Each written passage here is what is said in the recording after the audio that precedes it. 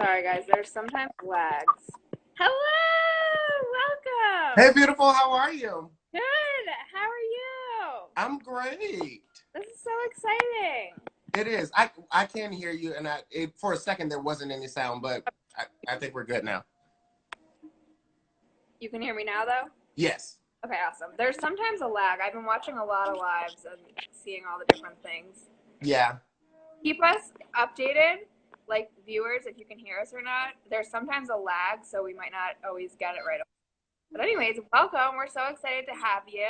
Thank you. As you can hear, New York City is rallying, and every night at 7 o'clock, everyone in the city screams out of their windows, plays horns, honks horns. Like, I usually put my tambourine out the window, and I'm like, woo, like every night at 7. It gets louder and louder every night. That's really cool. Yeah. Awesome. Okay, so I guess we'll get started. So first, how are you doing? What are you doing? I'm great. I'm doing well. I'm keeping myself entertained, playing in makeup and playing dress up around the house and just kind of like passing the time as it comes. Your makeup looks amazing. Thank you. Yeah, I love the eyeliner. Yeah, I was, playing with things, trying out new things because I have the time, so why not? Awesome. So I guess we'll go in. So we had some questions submitted, and so I want to make sure I got them answered. So someone asked, what is it like being in a show before it's on Broadway? So Mrs. Doubtfire, for example.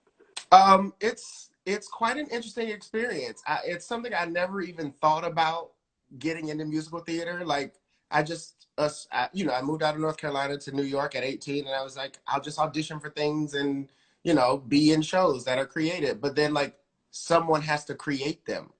And it's such a process. And I jumped into the Mrs. Doubtfire process right for the out of town. I didn't do any of the readings or the workshops, but I did out of town in Seattle at the Fifth Ave. And it's such a fun experience to literally create a musical and to go into work and to have the freedom to play and see how far you can go and see what works and what doesn't work. And you get to, infuse yourself into these characters and bring them to life. That's awesome. Thank you. Of course. Lauren asked if you could go back in time and see any show with the original Broadway cast, what would it be and why? Ooh. That was a good question. Literally the first thing that pops into my head is Dreamgirls. Okay. I mean, because it's iconic and period. There's no explanation necessary. It's Dreamgirls. I want to see Jennifer Holliday sweating and going to work. Oh, that's awesome.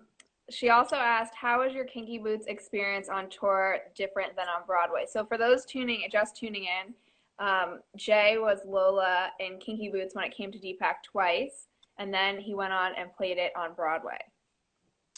Yeah, and I mean, my entire Kinky Boots experience was life-changing from beginning to end, and different from tour than it was on Broadway. I mean, being on Broadway, I just had the one theater to go to, acclimated to it, and it was just go, no worries. And having to adjust to different theaters on tour was definitely a learning experience. Because each week or however long we're in a city, we have to set up in a new theater and figure it out and make sense for us. And that was always fun and exciting, and meeting different locals and working with different people backstage. And so, yeah, it was a learning experience, definitely of how to maintain my health and my voice and my body and all of that, more so than on Broadway. Awesome. And what was it like playing in your home state, coming to DPAC? Oh my gosh. All the feels, because I mean, Kinky Boots is so close to my real life in every way. And then to be able to be Lola in Kinky Boots and share that story with North Carolina, and I'm the only Lola North Carolina knows. And the funny thing was, the first time I was there, I was still technically a swing. and our original Lola was back on Broadway for 3 months. So me and the other understudy split the time. And of course, it was just smart press-wise to have the North Carolina boy be Lola in North Carolina. And then the second time I went back, I was officially Lola full time. And either way, it was, I mean, magical and amazing and like one of the best experiences thus far in my life. That's so funny. I don't think I realized that because when you were here the first time, it was my second day ever at DPAC and my second day like in North Carolina. I got to Jersey, and so like my second day at work, I got to go to the cast party and meet you, and I was like, "This is the coolest job ever!" And it was really that's really cool. Yeah, it was amazing. And that first time we were there, that opening night was my mom's birthday. And she kept walking around all night being like, thank you for coming to my party. Thank you for being here for me. And she like lived for the moment. It was amazing. Oh, that's really sweet. Yeah. Um, someone staying on Kinky Boots, someone else, Anna asked, how was working with Brendan Urie on Broadway?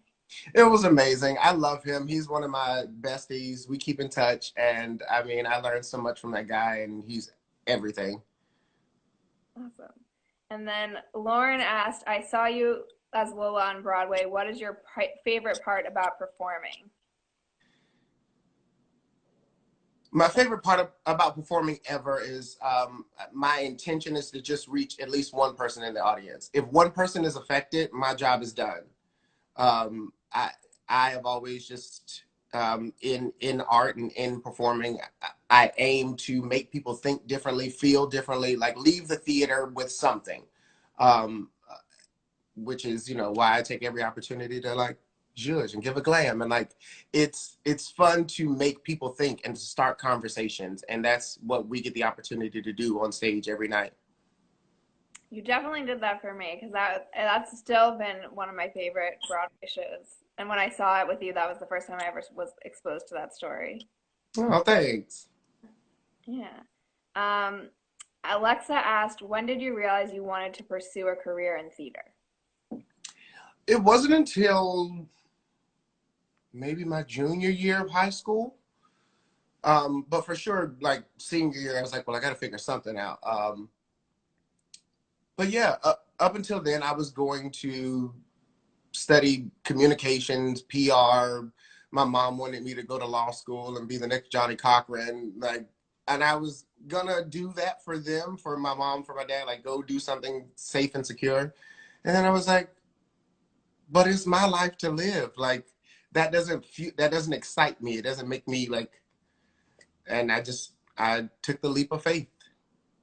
That's awesome. Um, Bella asked, would you rather play the lead in a small show or be in the ensemble of a huge show? I'll take whatever, honestly. People always ask me like, will you go back to the ensemble? I was like, if it's a fun show and worth the time, then yes. Like if it's something I enjoy doing, um, I, the whole kinky journey just happened so quickly. Like I said, I started that as a swing, meaning I covered everyone in the show. I was the assistant dance captain. I was teaching people the show, and I I love that. I love helping people and being available in that way. So, yeah, I'm always open to whatever. Hey, Ale- Broadway nerd. I'm just saying hey to people who are saying hey. oh, thank you guys for tuning in. This is so exciting. It's a little distracting, all the like comments and stuff. I'm like trying to. I know that like live is always so interesting to me. Like I'll do them sometimes while I'm doing makeup or doing something else. And I'm like, yeah, I want to talk to y'all, but like I got things to do and like I don't it's Yeah. Hi to everyone that's tuning in. We're so grateful that you're here. so grateful. Thanks, guys. Um, Alexa asked, what advice would you give your younger self? Alexa, what advice would I give? No, I don't even have an Alexa. It was perfect. I couldn't pass it up. The advice I would give myself, which is kind of something I have been dealing with and working with in this quarantine time, is stay true to myself and what feels right. Because there will be a lot of opinions outwardly that come at you as an artist, as a person, as a human being in this world. And at the end of the day, you always have to remain true to yourself because no one can truly fight that because it's the truth. And I like to think I'm a truth seeker. Awesome. Izzy said, met him at the stage door. So nice. What is the hardest challenge you faced in the industry? Oh, thank you, Izzy. Appreciate that. The hardest thing I've faced in this industry, making sure I stay true to myself. Um, because again, like you'll get a lot of roles and a lot of people will come to you with a lot of things.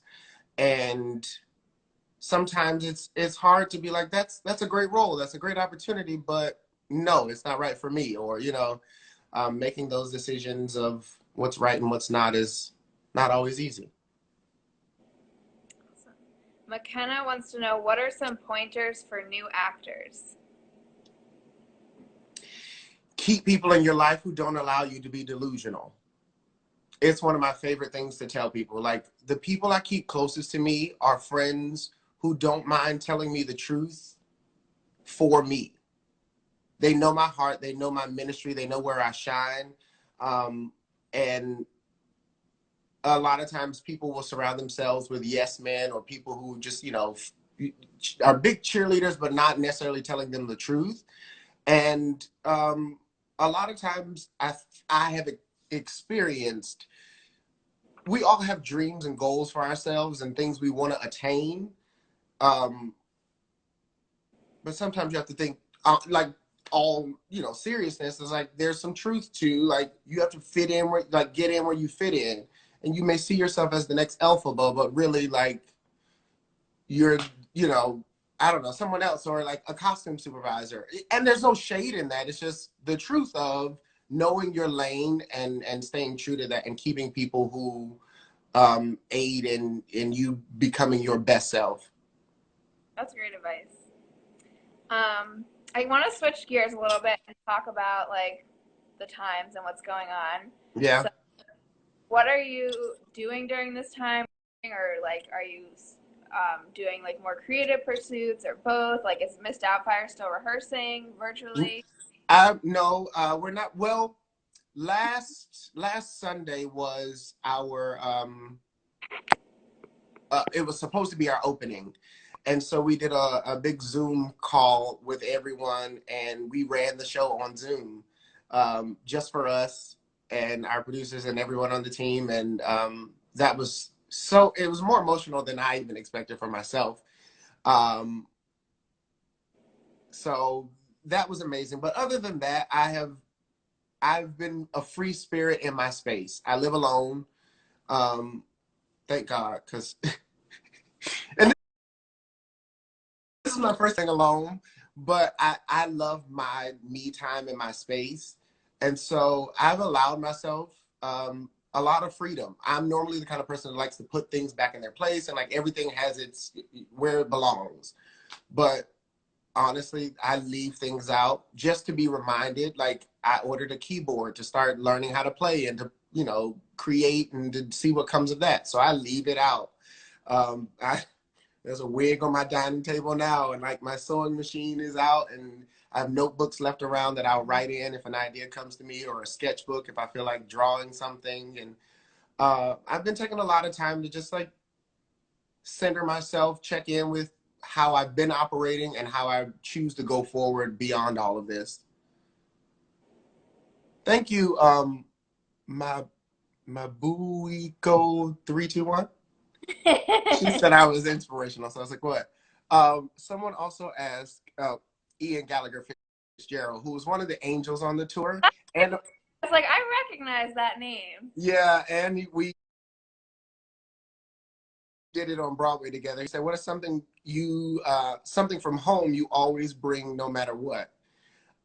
Funny thing, something I always bring, and people laugh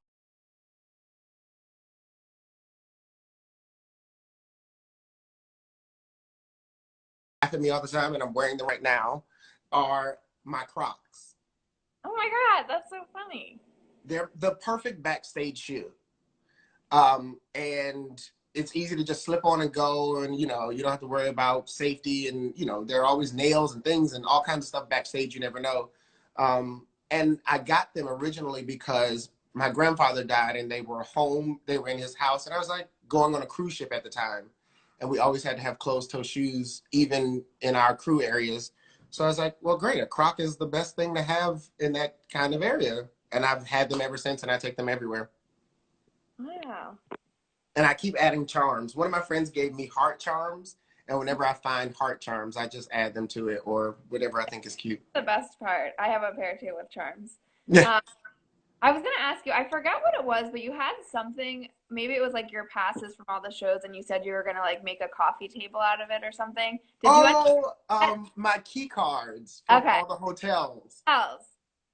I do still have them, and I thought about doing it when I got my own place to, make the coffee table.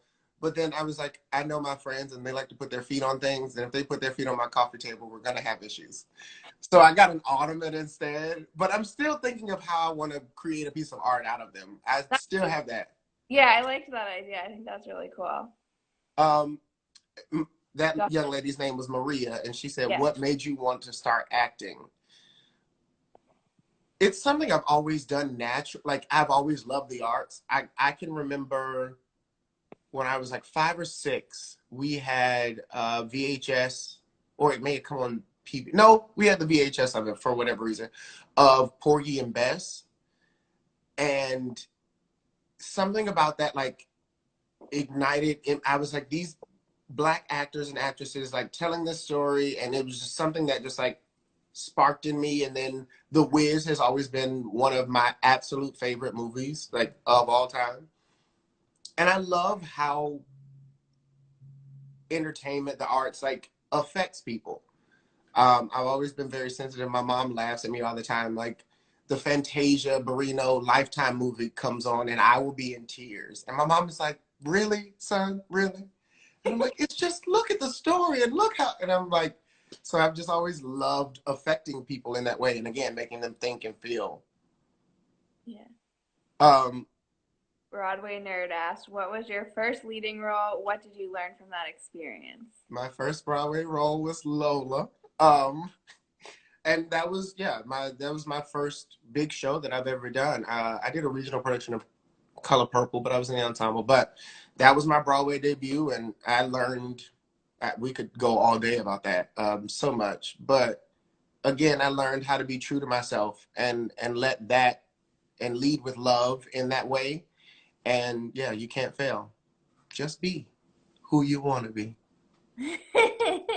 And you did something really cool with Harry Connick Jr., right, at the Paper Mill Playhouse? Yes, we did a new show called The Sting based on the movie that Robert Redford and Paul Newman did in the 70s.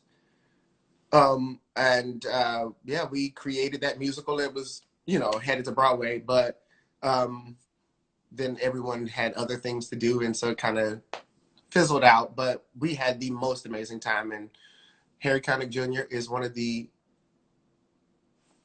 I mean, I don't even like. There's so many where he is like a genius. Yeah, love him. No, awesome. He opened his pre-Broadway run at DPAC. Oh, right. That show, yeah. And the Paper Mill Playhouse is my home theater because I'm from New Jersey. So I Uh, goes there. So I was like, oh, this is so cool. I know I was thinking about going down to Durham, but for whatever, I think I was busy doing something, and I was like, oh, I can't go. And then I missed the Broadway run of it because I was in Doubtfire. Oh, yeah.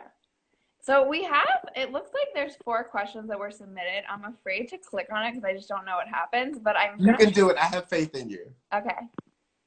Let's see. Okay. Oh, wow. Okay.